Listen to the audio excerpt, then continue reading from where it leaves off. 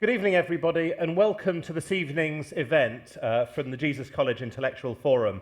My name is Julian Huppert, and I'm the director of the IF here. And it's wonderful to have you with us, whether you are here in person in this wonderful Frankopan Hall, or you're watching us online, wherever in the world you may be. We've had people from most countries come to our events, but there's still a few. Maybe you're filling in the gaps that we still have. Jesus College has an amazing history as a place of scholarship, thought, learning, reflection and religion. For those of you who don't know us, we were originally set up in 1144 as a nunnery. And the nunnery continued for a few hundred years and was then replaced in 1496 with an all-male college. So we went from all-female to all-male, something we have since corrected. And the college continued to grow during that time. There have been people here who have led global thinking in many, many ways, thinking about whatever the big topics were of that time. We could pick up brilliant scientists like Davy. We could pick up people like Thomas Malthus, who thought so much about population. We could think of people like Lisa Jardine, who was an amazing scholar who worked on everything from Renaissance English studies and how people write in materials, to chairing the Human Fertilization Embryology Authority. Absolutely wonderful woman. In 2016, the IF was set up as a way to rethink how we do this, to run engagements. We do lots and lots of different things, trying to get people to think and talk about the issues of our time. We do lots of things around technology, we do lots of things about climate, we do lots of things about many subjects. And one of the themes which we're going to pick up tonight is also about the world and geopolitics. And we've had a number of speakers over the years who have talked about many different aspects of what's happening. We've had people like the US scholar Michael Mandelbaum, who talked about the rise and fall of peace on earth and his views on that. We've had Pakistan's former ambassador to the UN in Geneva talking about the view from Pakistan, a very different one from the US. And tonight we're going to talk about some, at least, of what's happening in Russia. And it's great to be working with the Moscow Times. We're going to hear a little bit about the Moscow Times, who they are and what they're doing, and then we'll have the lecture proper. So we're first going to hear from Alexander Gubsky, or Sasha, who's the publisher of the Moscow Times, who'll say a bit about what they've been doing and their reaction to what's been happening and how, I don't want to spoil the thunder, but how they have moved out of Moscow, having been there for so long. And I think there's a really interesting story there about independent media and the importance of having journalists who will report on whatever needs to be done without having government control to say what they can do. Then we'll have the main lecture from Nabi Abdullayev. He's currently at control risks, he'll say a bit about that, but he used to be in charge of the Moscow Times, so he knows this area very well. And in particular now, he knows the business interactions and what's happening there. So I'm looking forward to a really exciting lecture. So we'll hear from Sasha, then we'll hear from Nabi, and then we'll have a chance for Q&A and discussion. So Sasha, do you want to start off? And great to have you with us.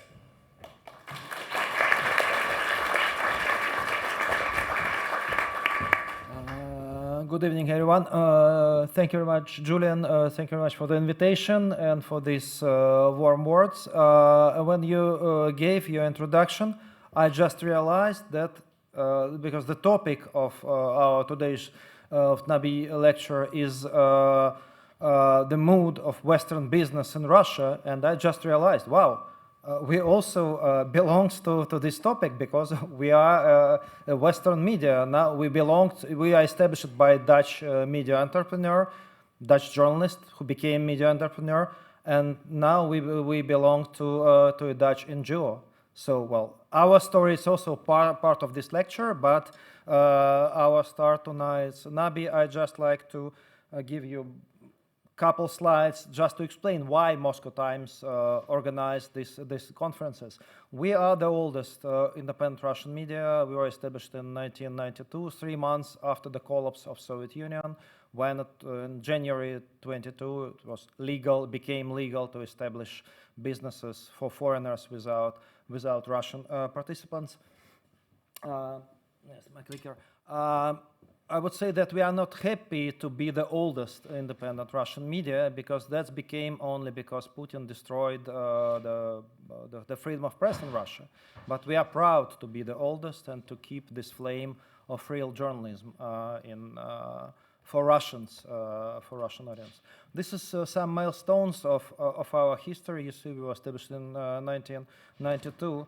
In 1999, it's quite important mark in the history of Russian journalism, because at that year, Dirk created, together with the Wall Street Journal and Financial Times, a joint venture, and that was a unique media project. I would say even unique business project, because can you imagine that Pepsi-Cola and Coca-Cola made a joint venture somewhere?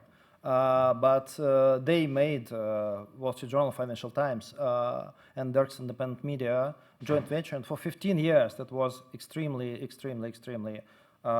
successful. And 1 year I used to be deputy editor of this media. I worked for the Moscow Times since '95. So 1 year we were more profitable than Financial Times. Then Dirk sold this company. He remained on board. And then, my colleagues ask me not to use clicker. They say it's unprofessional. So I just want to point you that in 2013, 2015, I suppose Nabi was the editor-in-chief of the Moscow Times, of glory years of the Moscow Times. New law against foreign investors in media was introduced in 2014, and 2015 all foreign investors sold Vedomosti, and then and then in 2017 Dirk bought the Moscow Times, his first baby, back, and now it belongs to a Dutch NGO. In fact, it's helped us when in 2022 we launched the Russian service of the Moscow Times to serve, because initially the Moscow Times, it's English language newspaper. When we launched it and when Putin started the war, we immediately evacuated our journalists because otherwise they could be imprisoned. We immediately evacuated them to Netherlands and to the other country. And when we re-established our business in Netherlands, we realized that, 1,000 Russian journalists escaped Russia, 2,500 Russian scientists, analysts, and scholars escaped Russia. And we say, wow, we are not only a newspaper, we are the bridge which connect the West and the East, Russia and the West. And we have to create a platform to meet Russian experts and local community to tell what's happened in Russia and around Russia. And here where we were already, tonight we are here in Justice College. Thank you one more time for the invitation. Nabi, please come, it's your show. Thank you.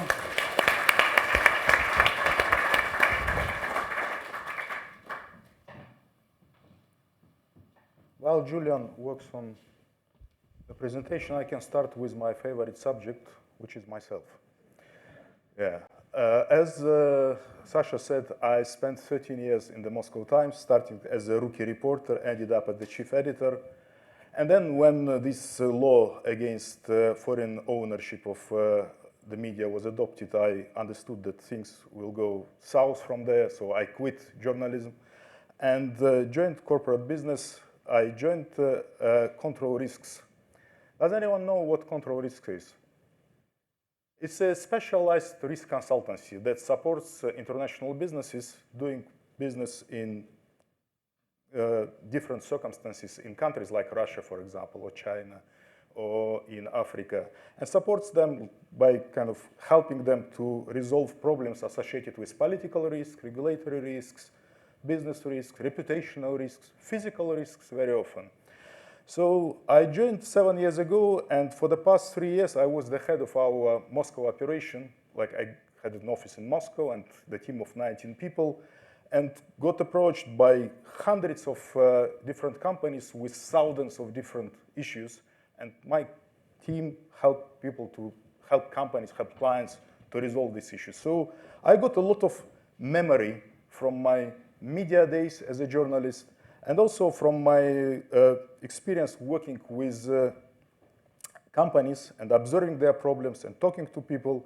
And also, it was not mentioned, I had an interesting stint in my career. I spent 2.5 years working for the Russian news agency called RIA Novosti. And I had the outfit that these days is called Sputnik. The day it became Sputnik, I walked out. At that time, when I worked there, it was called Foreign Language News Service. I had 160 people writing in 11 languages. I speak only English, and kind of I knew what risk is because I got calls from foreign ministry very often saying, what your Arabic editorial house wrote? I said, I don't know, I can't read Arabic, but I was responsible for a lot of people and a lot of operations of which I understood very little. And we'll be speaking today about risks. And risks are usually associated with future, with opportunities or with something terrible that may happen to you.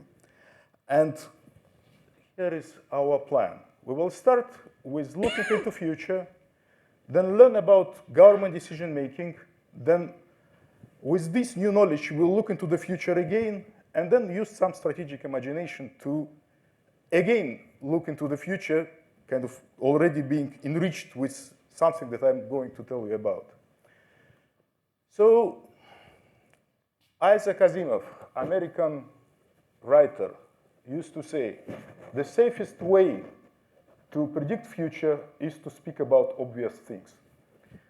So, does anyone know what 8780 mean from the policy point of view in the Russian context? Well, I don't think that there are Russia watchers here. These are the results of Putin's elections from the past months. 87 votes for, 80% turnout. But, I mean, we can say these are made up numbers, they are not real, but from the policy point of view, it doesn't mean anything. I mean, our objections against these numbers. But these numbers mean quite a lot. And there is a point of view that these numbers mean that Putin got a mandate. After 2 years into the war, after fierce confrontation with the West, after 2 years of sanctions, record majority of Russians, these are the record numbers, by the way, in Putin's 5 stints, approve his politics and kind of give him mandate to continue the same course. And speaking about the course, where this course will end, there are different views about this topic. The dominating point of view among Russia watchers, among policy experts, is that after achieving certain decision or certain solution in Ukraine, we don't know what kind of solution this will be. Putin will then turn his eyes onto other countries, possibly Baltic countries, possibly Georgia, possibly someone else, and will try to kind of maybe replicate what he's doing in Ukraine, or maybe do something else.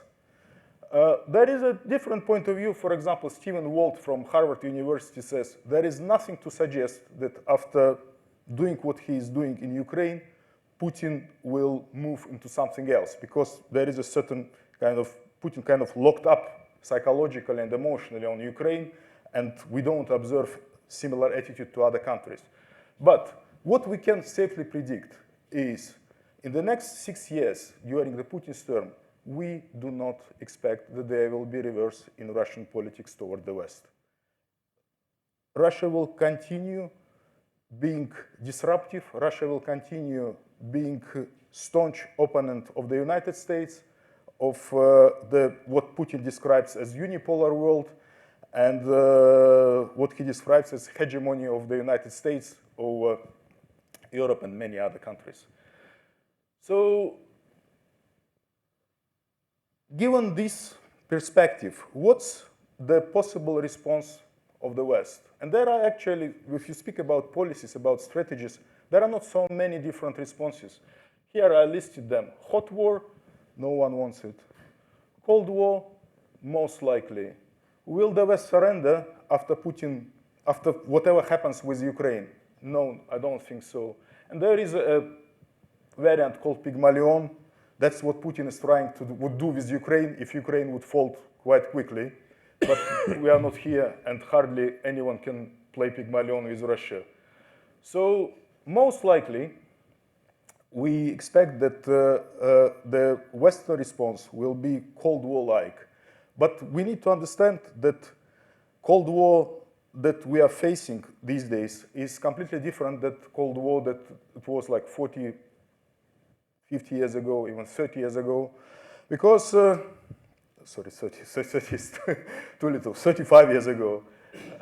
Because the world is no longer bipolar like it used to be in the first Cold War. There is the factor of China, there is the factor of middle powers, such as Turkey, and you cannot actually isolate or contain Russia as effectively as the United States and kind of NATO countries could do this during the first Cold War, after the Second World War. So, sanctions, as kind of my favorite topic and something that I'm doing on a daily basis, will remain the biggest kind of element, the most frequently used element of this new containment policy that the West prepares for Russia. In shorter term, in order to kind of diminish Russia's capacity to fight the war in Ukraine, and in the longer term, actually to slow down the Russian economy in order to undermine future Putin's ambitions to actually confront the West and kind of deprive Russia of resources to start a new offensive against the West. First of all, military offensive, but there are also other soft ways of confrontations. So speaking about sanctions, sanctions is a government decision. And there are three ways to look into government decisions in order to understand why they are designed this way and why they are applied this way.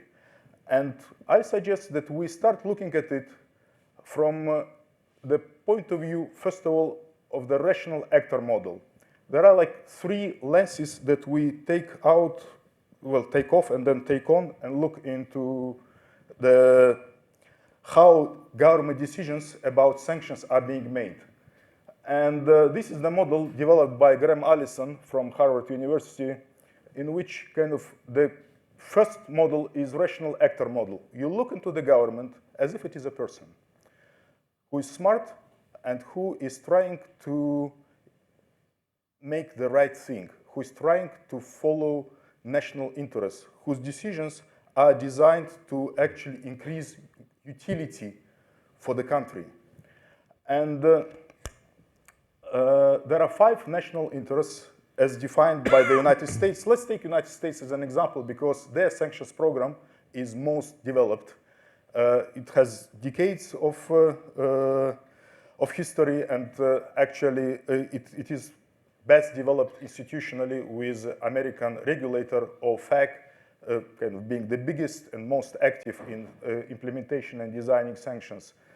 So if we use rational actor model, when the government designs sanctions, they try to achieve certain national interests. And speaking about American national interests, they are actually written down on paper by the group of American scientists and officials such as Graham Allison, Condoleezza Rice, Robert Blackwell. And while they are not a guiding principle that makes every government official to look into them when they are designing certain policies, it's a good instrument to measure their effectiveness. And 5 national interests, vital national interests of the United States are not allowing VWMD on the American soil, not allowing unfriendly alliances or countries next to American borders, protecting American allies, protecting existing financial system, global financial system, and not confronting China and Russia as countries who can actually disrupt the previous 4 vital national interests. So the second way to look into sanctions as they are designed is to look at the organizational process model. The thing is that every government decision is produced by organizations, and we live in the world where the tyranny of our loaded inboxes and the maddening difficulty of getting anything decided and done pushes organizations to work along known patterns. And in the case of sanctions, regulators work along the patterns. They develop lists, for example. A good example of how organizational logic works, for anyone who is following Russia, for example, is Friday announcement of new foreign agents. Every Friday, Russian Justice Ministry announces 5 names of individuals or groups who are being put on that day on the foreign agents list. And every big bureaucracy, in a situation when they face pressure, they need to deliver results, they work according to certain routines. And the routines for example, for regulators working on sanctions is to make a list, and then when the day comes when they need to sanction someone, take part of this list and actually make it public. And the selection of people in the list also goes under certain routines. They are monitoring the media, they are talking to activists, they are talking to investigative journalists, they are talking to consultants like us. They kind of try to get people on the kind of initial list from which they will be sanctioning them. And then there is the third model of understanding and looking on government decision-making related to sanctions is bureaucratic politics model. Because every government decision is also made by people, and it can be influenced by certain personal preferences. So if we look into kind of these 3 levels of decision making, the first level is the state level, the second level is organizational, and the third is personal or political level. A good example of how it manifests when we talk about sanctions is Navalny's death. After Navalny died, dozens of people, his prisoners, were sanctioned like within the next 2-3 days. The sanctioning of prison officials in Russia, like captains, colonels, somewhere in the far north, is a symbolic thing, but something needed to be done. This kind of sanctioning hardly advances American national interests. But it's part of the organizational process because these names were already prepared in advance, just in case. And then the political decision was to make this sanctioning exactly on the same time, like tied to this certain event. So 3 ways of how sanctions are being designed and implemented. Now, what we observe, this was kind of a theoretical past. What we observe from the practical point of view, the sanctions, when they started being applied, the focus was made on enablers, on facilitators, on someone who helped to evade sanctions. Mainly these were financiers in Cyprus, in Turkey, companies and individuals who would be facilitating evasion of sanctions, like moving Russian oil, or moving Russian money, or opening accounts for Russian oligarchs somewhere in Dubai, or setting up trading companies somewhere in Turkey where they would buy Mercedeses or some luxury cars that are forbidden to be imported into Russia. So they would buy them in Turkey, or somewhere in Kazakhstan they would buy precision tools that are sanctioned for Russia because they can be part of manufacturing process for arms. And then this stuff, these products, or sometimes services, were smuggled into Russia through these individuals and companies. But the thing is, what is sanctions evasion? What does it require? it's quite a simple thing that requires people with certain knowledge, certain expertise. They know other people, they know how to move money, they know how to build logistics, and they know, and also another thing that requires is some money. So if you go after individuals, after companies that are enablers, it's a whack-a-mole game, because you close the company somewhere in Turkey, you sanction them, or you sanction an individual. So what? You do not remove this expertise from the market. He just sets up another company, or he asks his brother to set up another company, and the process moves. And this whack-a-mole game lasted for about 2 years, until what we started observing is the shift from the elusive targets into more stationary targets. And as I mentioned, within the infrastructure of evading sanctions, there are elusive targets and there are stationary. And stationary targets are, for example, banks. Setting up a trading company in Hong Kong costs $100 and requires 15 minutes. Similar prices and similar time frame is in Turkey or in Cyprus and other places where enablers are active. But setting up a bank is quite a difficult task. You need to get a lot of permissions, and also you need to get a lot of money to start with. And what we see, for example, that major Chinese banks, beginning March, started closing Russian operations. They started refusing any transfers of money, including in yuans into Russia, or stopped accepting yuans from Russia. We see that Turkish banks and banks in the UAE are closing accounts of the Russians. So there is certain result, and also tomorrow Blinken is going to China and will ask actually try to pressure Chinese government to expand these restrictive measures in order to kind of undercut Chinese trade with Russia. But the results are mixed, because banks, yes, they are they can be influenced, because as we understand, global financial system is strongly influenced by the United States. A big part of it is controlled by the United States. But for example, global trade system is not. And also, speaking about other stationary targets, we can speak about national governments. And it's very interesting when the Western governments, the EU government and governments and the United States approach national governments of countries participating, of countries that are being used as springboards for sanctions evasion or product diversion into Russia. There are mixed results.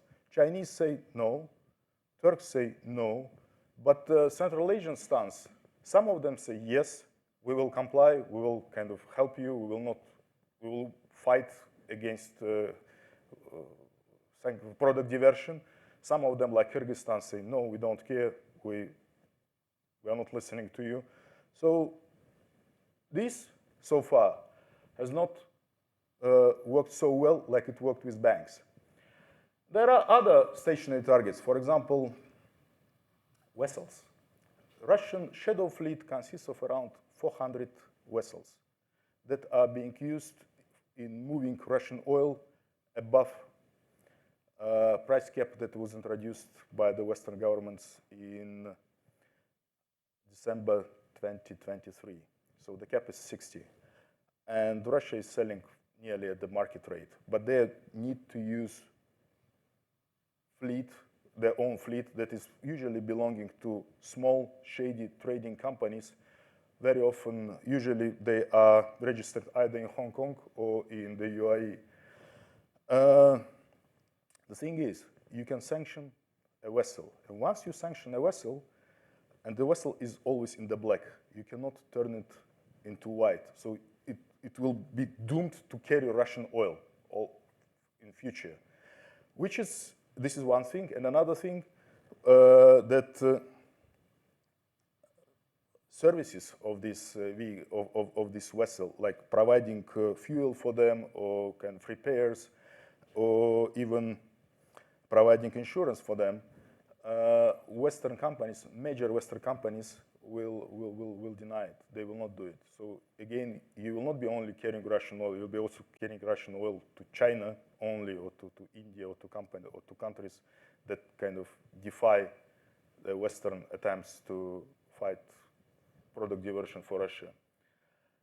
What we see also, that every month the governments of the United States and the EU and the British government, they produce advisories for companies on what to do in order not to violate sanctions. And it's just a matter of time when these advisories, when these guidances will turn from kind of recommendations into something that the governments will start demanding from companies. And we see actually that there is already laying a ground for criminalization of sanctions evasion.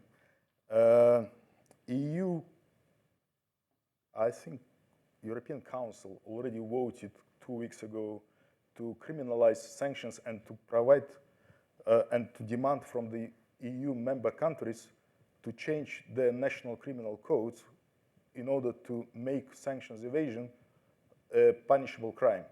Not just administrative offense, but something for which people could go to jail. And so just looking into the logic of how the fight against sanctions evolve, the next logical step for the next logical pressure point are the companies themselves.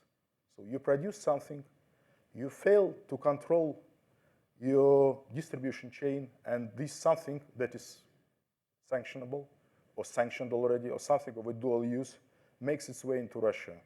And then you will be punished for this by the regulators, because it's your failure and it's your responsibility. It's also kind of very much in tune with the organizational model of the regulators. They're already doing things like this for corruption.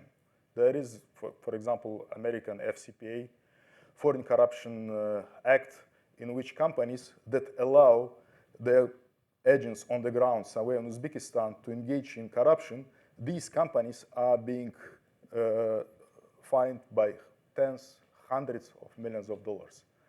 And initially, this FCPI, if I remember correctly, it was adopted somewhere in late 70s. It was a joke. But after several years and after several hefty fines, it suddenly became one of the most feared regulatory weapon that the government has against global governments, against global companies. So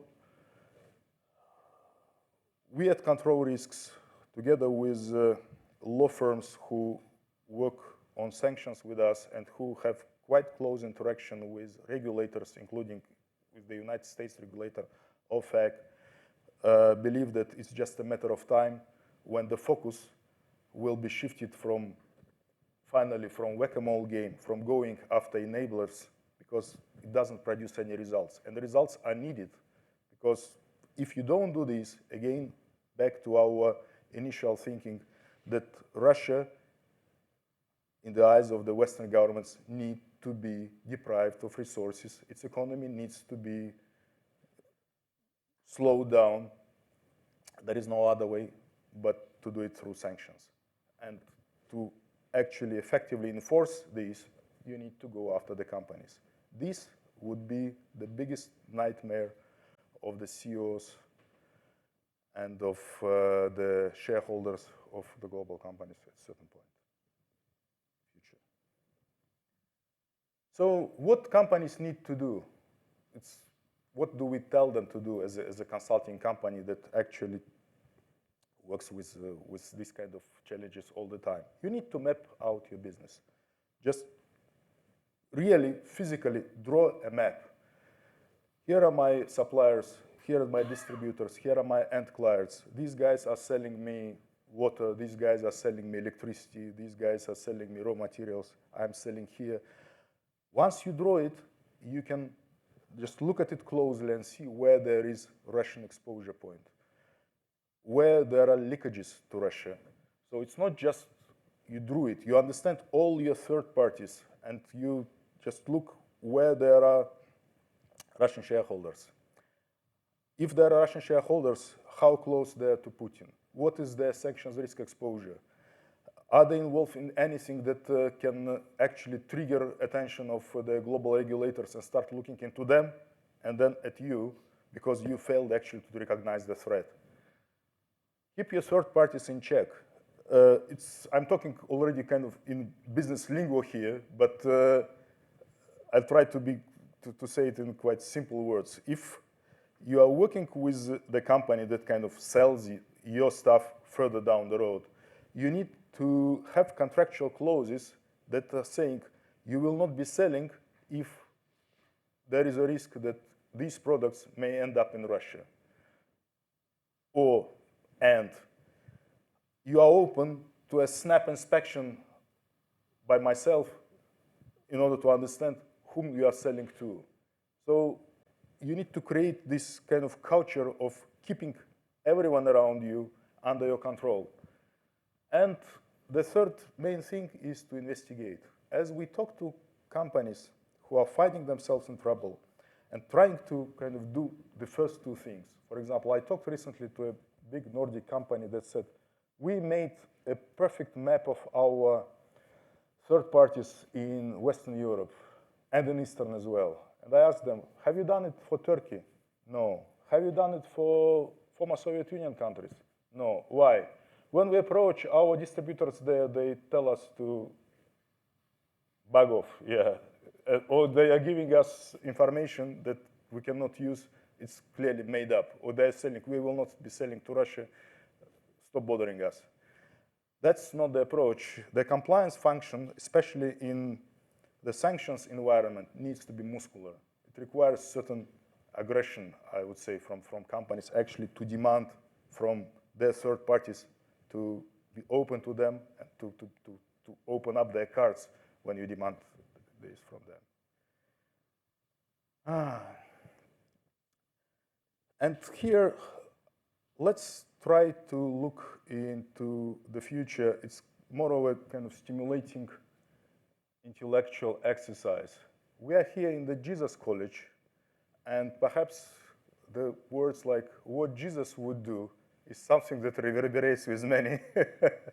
At the Kennedy School, which is a kind of policy school, they ask you to start thinking as what would Godfather do? In a very cynical way. So can you approach a problem being free of certain kind of frameworks that limit your imagination, strategic imagination of what to do? If we, for example, are devising or being asked an advice and having assumed that we are thinking as Don Vito Corleone, what kind of sanctions against Russia we would introduce that would really work? Because there is a very strong notion that after 2 years and unprecedented sanctions, they did not work. So I am a big fan of introducing frameworks into any broad policy or political and economic issues. So I would start thinking about national power. Every country has national power, which is a sum of resources that a country can quickly turn into military, effective military power. And they consist of economic resources, human resources, technological, military, and two non-tangible things like strategic purpose. Do people know in this country why they are doing this? Why they are fighting the war, for example? But let's talk about it a little later. Let's start with economic resources, includes money. The current sanctions are trying to address this issue, but if I remember correctly, the last month the government collected more money than ever. And the first quarter of this war was a record quarter in which the Russian government got collected budget revenues. They were the largest ever. If you are designing the sanctions, Sasha, what would you do to address this issue? Anyone? Any idea? How to make Russia weaker economically? What? Completely stop trade. But you can't stop trade. I mean, you can't tell China to stop trading or India. Yeah. So one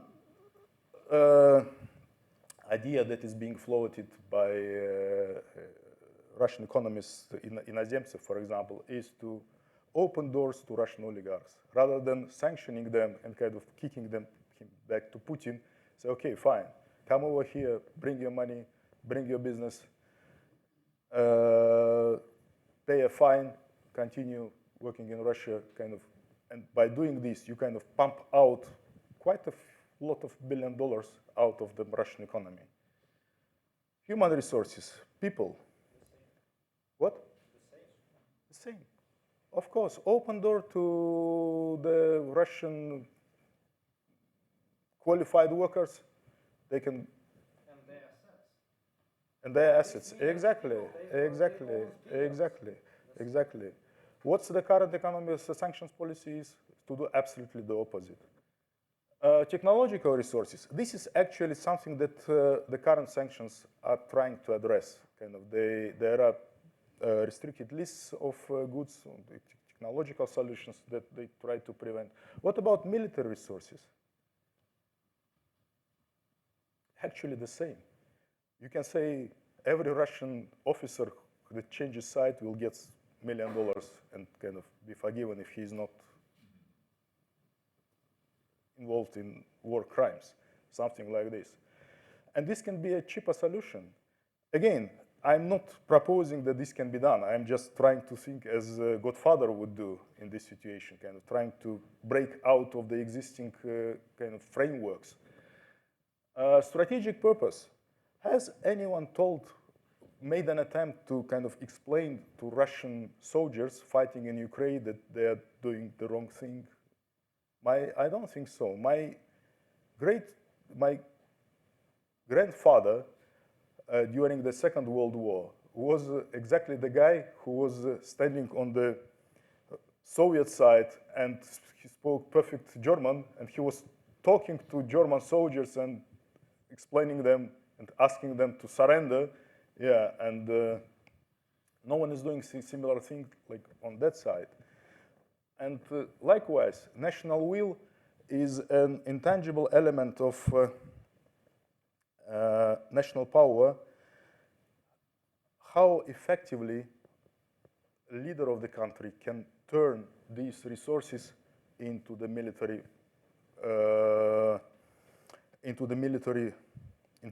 power.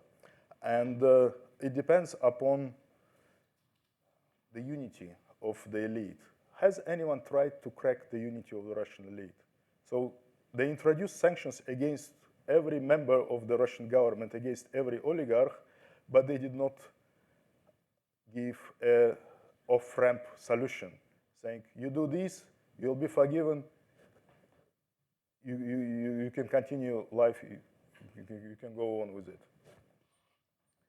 It's just a few ideas, again, I would say like intellectual exercises rather than real advices to sanctioning bodies. So what did we learn today? We looked into the future. We got some quick understanding of government decisions. We looked at the case of global sanctions and the risk for companies. And we used our strategic imagination all in 35 minutes. Thank you.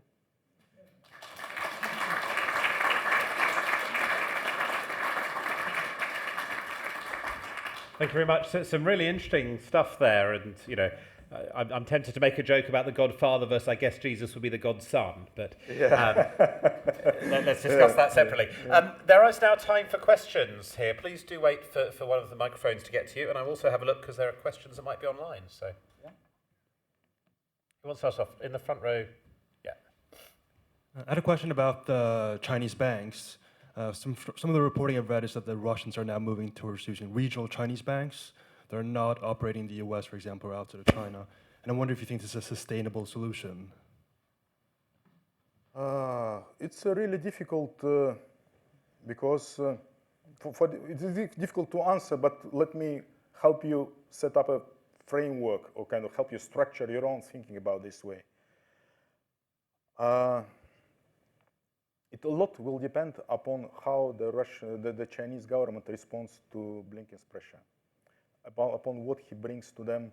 His visit starts tomorrow and will last for 3 days.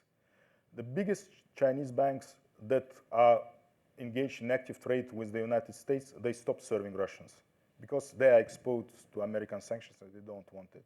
But you are really right, kind of the exposure of smaller banks, regional banks, is not that big. And the stationary actor that can influence them is the Chinese government. Let's see how it works this time.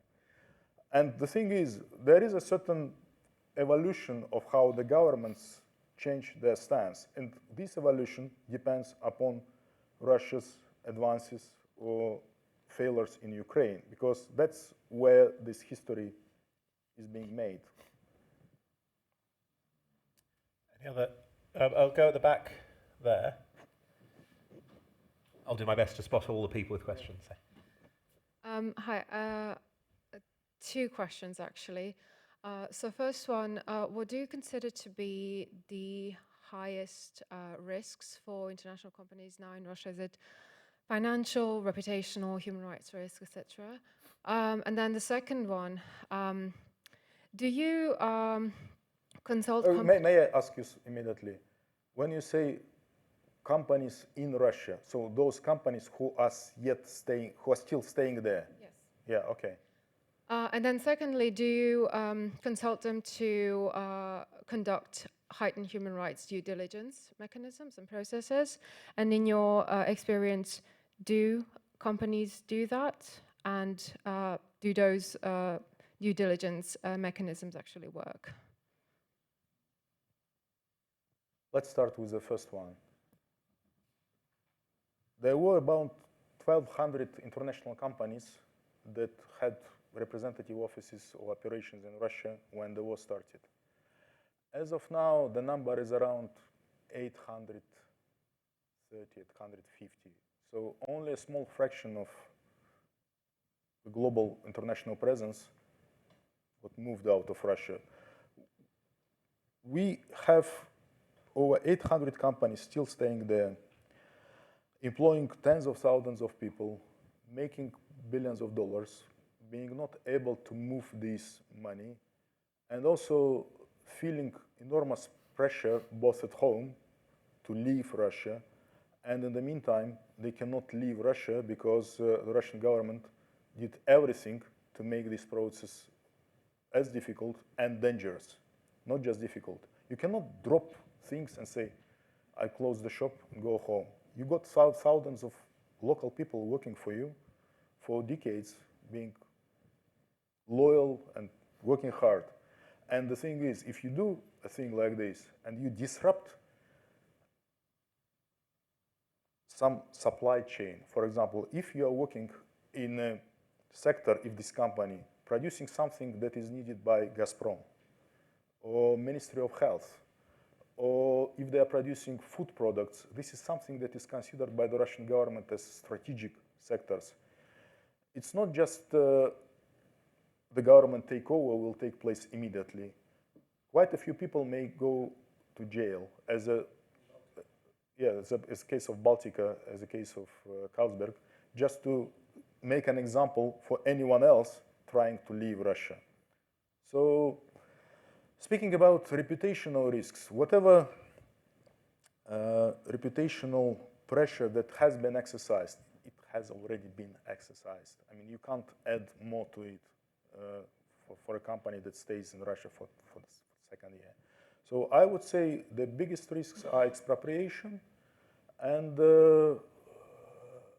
failure in the care of duty. So your employees may end up in jail. You don't want this. Yeah. So, yeah. If you'd finish with that, there's a number of questions that are there around the room, but also online. Can I bring in one online from SK? What does the normal public think about these sanctions? How does it affect their day-to-day life? In Russia? That's actually a very interesting question because if you speak about public consumption, there are things that became cheaper. It's now, for example, buying an iPhone in Russia is cheaper than here and cheaper than it was before sanctions in dollar value. So a lot of stuff is being smuggled. And there is already a very developed market economy built around sanctions evasion and product diversion. Lots of people, smaller companies are like bringing in stuff that is being banned from Russia and benefiting from it. But it also comes at a price because the costs of these are higher. For example, if you flag a taxi today, it will be 3 times more expensive than it was 2 years ago because spare parts are foreign and they are not being imported into Russia. The cars are foreign. Even if it's Korean Hondas or Kias, they're still not being sold in Russia. It's only Chinese cars that are being sold these days. So it's a mixed thing. Prices went up for most of the stuff, but overall the incomes also grew, especially for the most poor decile of the Russian society. The incomes grew tremendously because these people are going to fight and they're being paid quite well, their families, and they can buy. It's not sanctions related, it's more war related. But it's a mixed bag. Yeah. I think there was a question right at the top.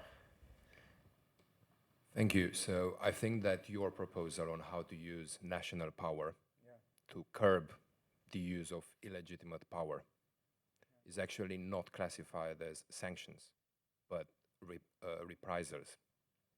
And that would be actually legal. Because what I think is that what many states are currently doing with their unilateral actions is illegal and gives Russia the right to legally impose sanctions on states like the EU, I mean, the states in the EU and the UK and the US.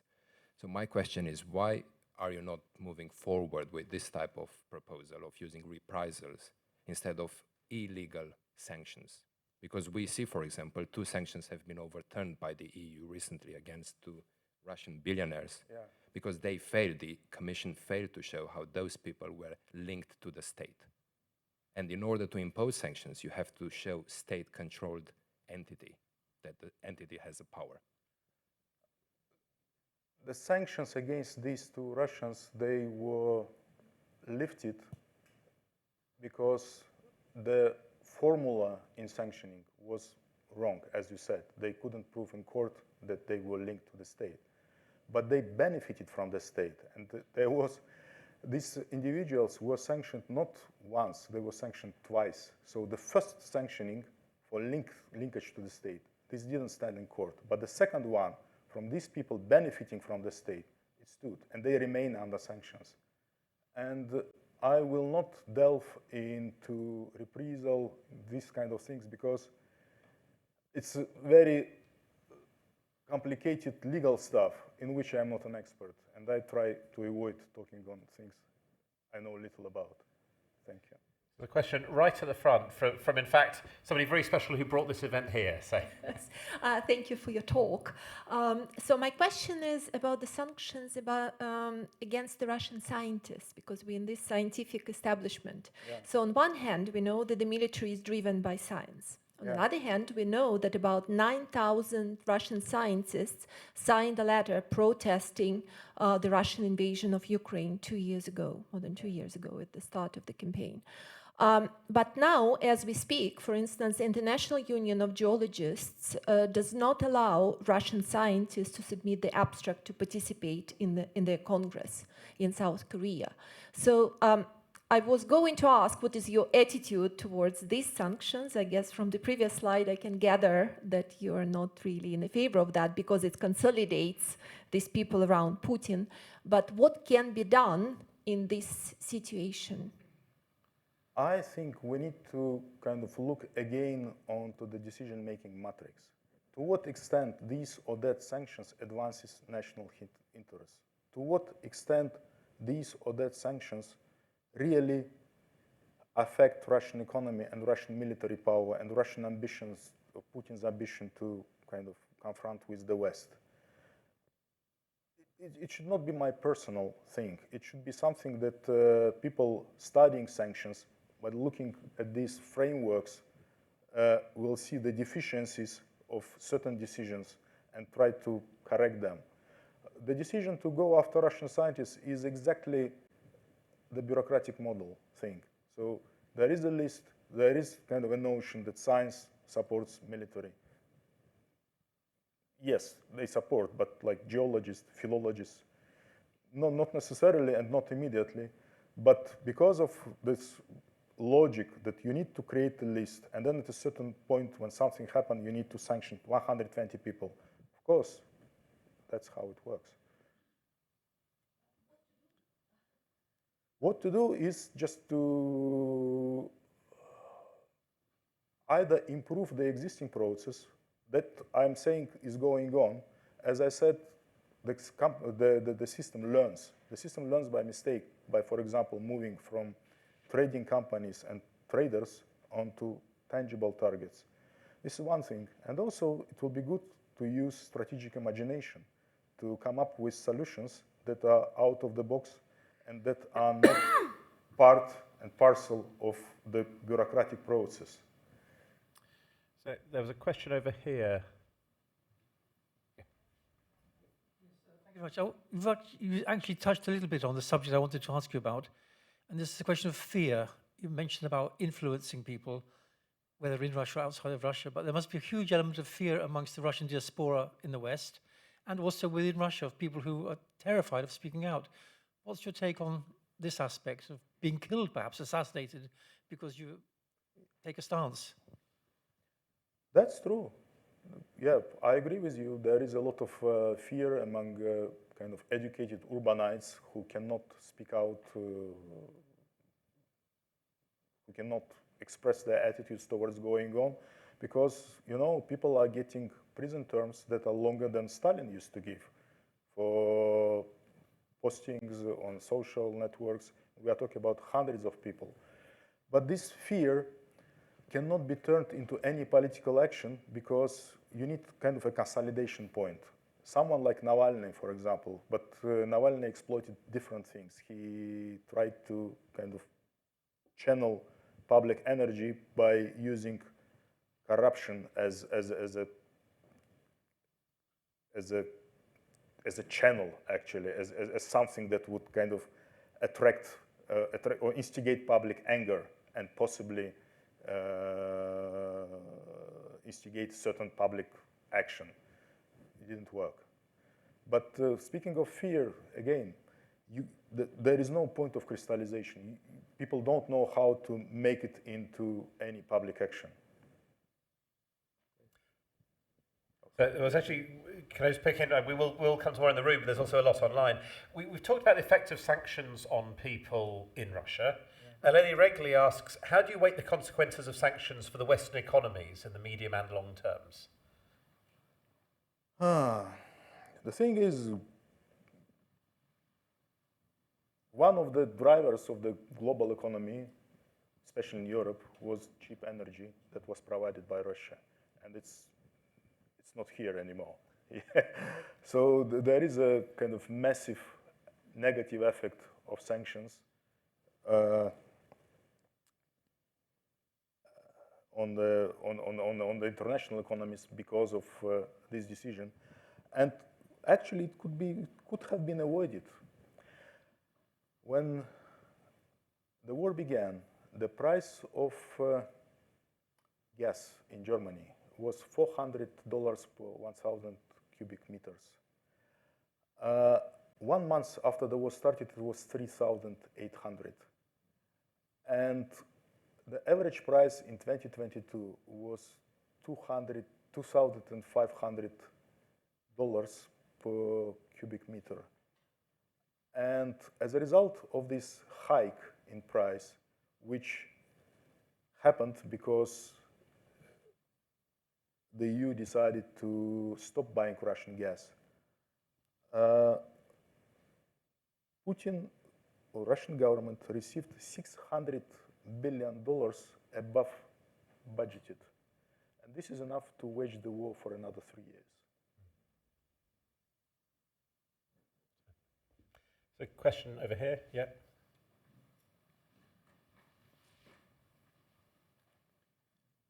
What are your feelings about the moves to confiscate or use the proceeds from the Russian sovereign wealth that's in the Western banks and institutions?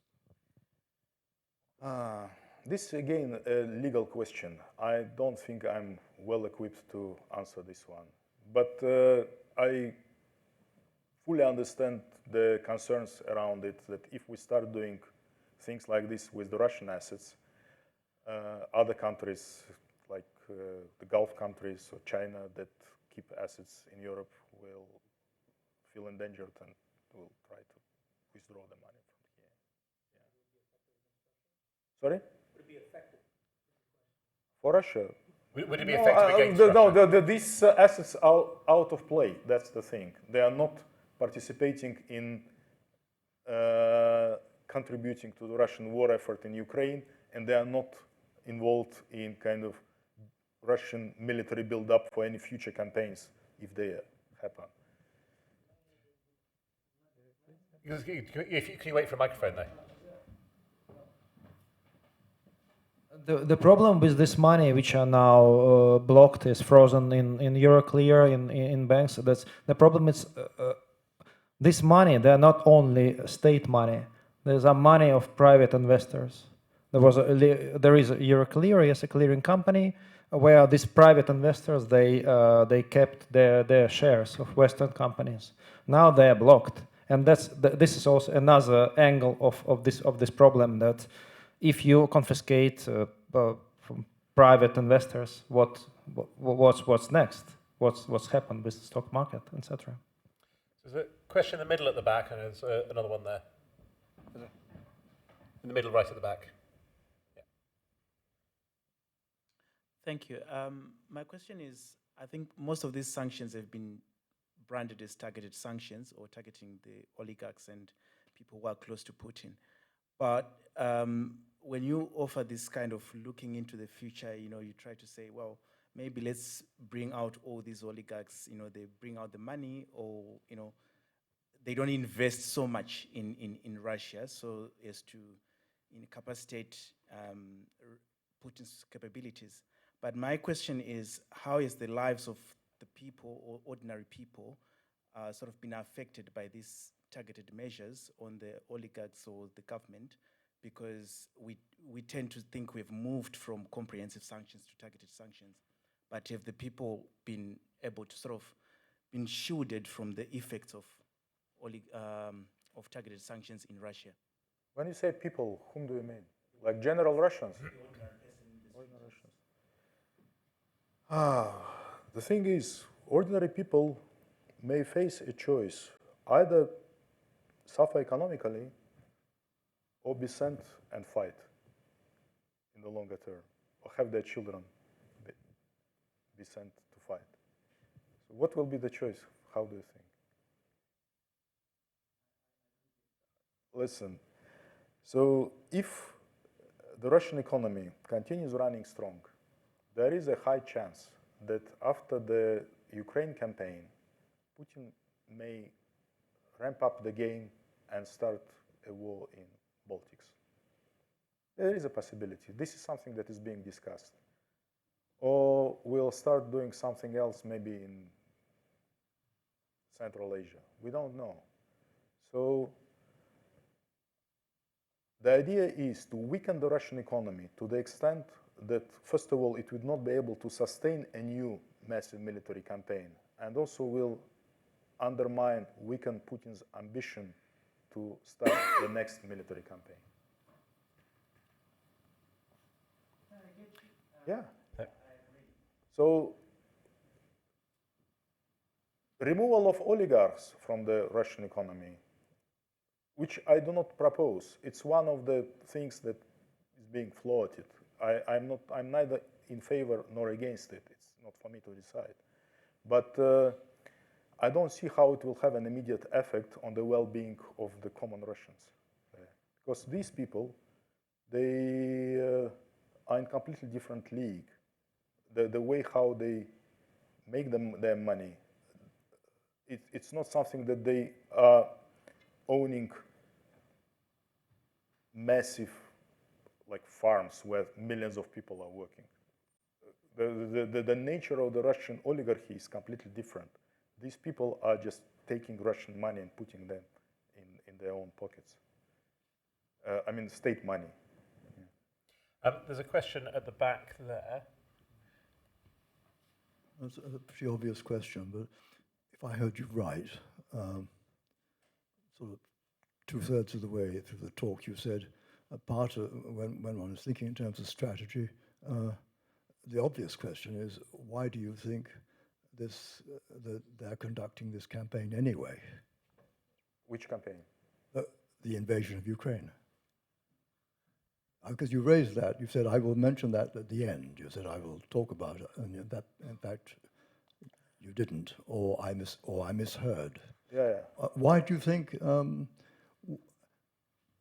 Why do you think what's going through the heads in your? I know there are many different. When you're saying they, let's start Putin, again. Yeah. Putin, all right. Putin. Mr. Putin, all right. Well, he started actually in the hope of Ukraine folding quickly and kind of creating a puppet state on its place.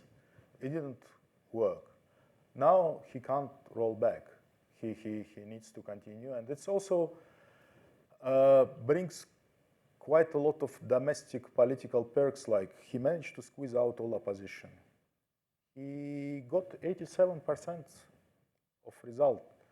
There is a very massive change in the Russian economy and also a massive change in the Russian society, with people who were actually the most poor are now becoming the biggest beneficiaries of this military campaign. We are talking, at any given moment, there are 500,000 people fighting there. And they're being paid between 3 to 4 officers can be paid more, $1,000, while before the war, they were being paid 10 times less. And we had even a crisis in chicken and eggs several months ago that was reported widely, because this poorest strata of people get access to the cheapest protein that you can have on the market, and it's chicken and eggs, and the prices like went down. They tripled within 1 year.